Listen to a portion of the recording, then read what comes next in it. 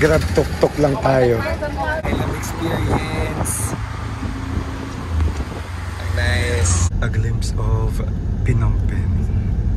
Guys, wala na akong boses kasi nag-point kami kagabi sa Ho Chi Minh. Nakakaloka. Kanina madaling araw kami nakauwi. Hello guys. Kamusta kayong lahat? This is Dave, the Crib Hot Traveler. And nandito tayo ngayon. It's our first time Cambodia. So first time natin mag-cross-country trip here in Asia. And from Vietnam to Cambodia. Wait, this is an Indochina trip, 10 days. So simula na tayo ng ating Cambodia leg. So ang goal talaga natin ay makapunta ng Phnom Penh, the capital. And then Siem Reap para mag-angkor Wat. But for this vlog, i-share ko muna sa inyo yung mga arrival shenanigans. So our first agenda of the day ay of course kumain. After sa border, nandito tayo ngayon at kumakain. And guys, if you will travel abroad or in the Philippines, you can book your activities and hotel via Klook and use my promo code DaveDinoClook para maka-discount. Chin, you are our life savior. Life savior. Either. Kasi meron siyang dollars. We're saved. Yeah, we're saved. Kasi hindi namin na-realize na shocks, wala kayong pera. Bumaba kami sa bus. Na-realize namin shocks, wala tayong pambayad. Kasi iba na yung currency dito from Vietnam. So ito na, manggaling tong bus. So guys, magdala kayo kahit papaano ng USD. Kasi tinatanggap dito guys yung US dollars. Okay? Border, nagpa-change. Border or bus terminal? Baka meron. Bus terminal? Alright, pwede. Pero iniisip ko baka may withdrawhan ba? Na sa May City. Capital naman yung pupuntahan natin eh. Kahit mag-withdraw lang tayo ng kahit ilan. Yeah. O diba guys, wala pang plano. Wala pa ganong plano. So, pero ito, ang plano namin ay kumain. Yan ang immediate plan para papusog kami. So, 7-hour trip from Vietnam to Cambodia. Binook namin yung bus namin sa Klook. And then itong itsura ng karinderya nila. Okay? Iba na guys yung mga titik dito. Di na natin mababasa. I think automatic na yun sa mind nila. Yung computation. $20. Tapos, by 17 naman. 17 yung total natin, no? $17. 12,000 Cambodian. I don't know. Shock, sorry guys, nag-research. Pero yan yung itsura ng money nila. This one. Gusto ko si Troy, very supportive. Ipakita daw. Okay, ganyan yung itsura ng money nila. Okay, thank you, Chin. So, around 900 plus yung total namin. So, we think around 100 plus yung expense bawat pagkain, bawat meal. So, this is our bus. Hello, Cambodia.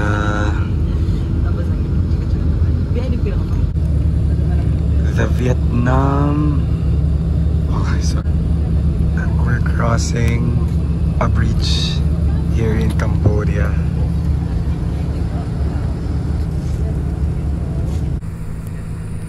So, dinaanan natin guys yung Cambodia's longest bridge.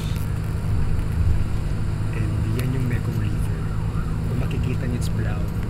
It's not dirty, it's because of the sand. And then, yan yung source of livelihood, ng food, ng mga tao na nakapaligid, ng community na nakapaligid sa mga bansang nakapaligid sa Mekong River, kaya ng Vietnam, Cambodia.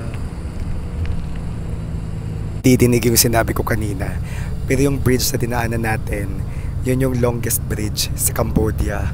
And yung river na nakita nyo, it's the Mekong River. So Mekong River yung pinaka-important na river sa mga countries na nakapaligid dito, such as Vietnam, Cambodia, dahil itong pinagkukunan ng hanap buhay ng mga tao around, the communities around, ng kanilang food. So nung nasa Vietnam tayo, nagkaroon tayo ng Mekong Delta tour and nabook natin yung sa Klook guys. So kung mag-Ho Chi Minh kayo, it's something that you can book para malaman nyo yung history, yung culture ng Ho Chi Minh or ng Vietnam.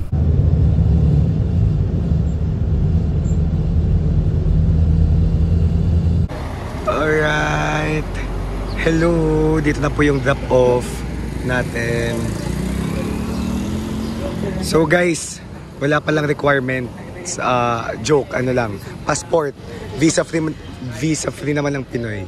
From Ho Chi Minh, nandito na tayo sa Phnom Penh, the capital of Cambodia. So, nag-book lang tayo ng Grab. May mga tuk-tuk dito mag-aabang sa inyo. Minsan, mag-aaya sila na same price kung anong lalabas sa Grab. Pero kasi wala tayong cash ngayon. So, ginab na lang natin kasi nakakonect yung Grab natin sa card. Okay, so this is how we arrive here. There you go. Sige ako, as usual. Sige, let's go. See you there, guys. Bye-bye. Our first Grab in. May mga tuk-tuk naman. Our first Grab in Cambodia. Let's go.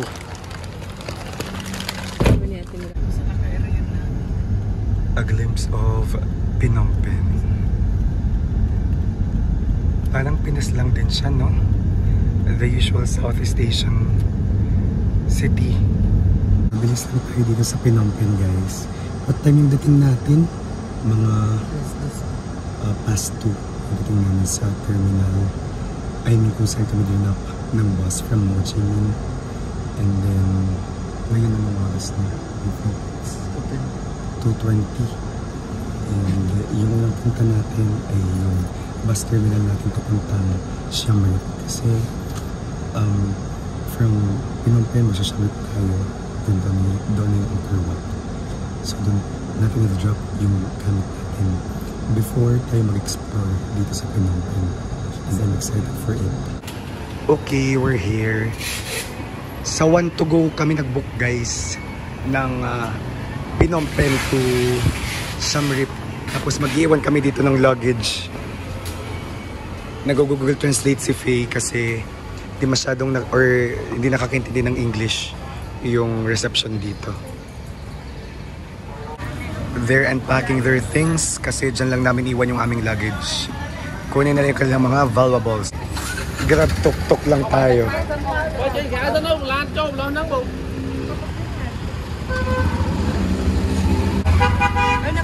So guys, the tuk-tuk experience. First time natin mag-tuk-tuk. Tuk-tuk Grab kasi wala pa tayong cash. Okay. I love experience. Nice. Medyo mainit lang kapag hindi umaandar. Umaambon saan hindi lumakas. Guys, ang ating arrival experience dito sa Cambodia from Vietnam. So, sana nakatuloy yung vlog na ito. So, para sa mga gaya namin na mag-spend lang ng ilang oras dito sa Phnom Penh at hindi na mag-overnight para maaga kayo bukas sa Angkor Wat. Kasi yung nila naming araw para sa Cambodia ay 2 days lang. Today and tomorrow. So, tomorrow lang yung overnight namin talaga sa Cambodia in a hotel which is in Siem Reap. And then tonight, sleeper bus tayo. So yun, hanapin tayo kung saan tayo pwede makapag-withdraw para naman may pera tayo. Pero as much as possible, kung may credit card or debit card, kung may card, i-card na lang natin. Kasi mas mura I think kesa sa magpapalit.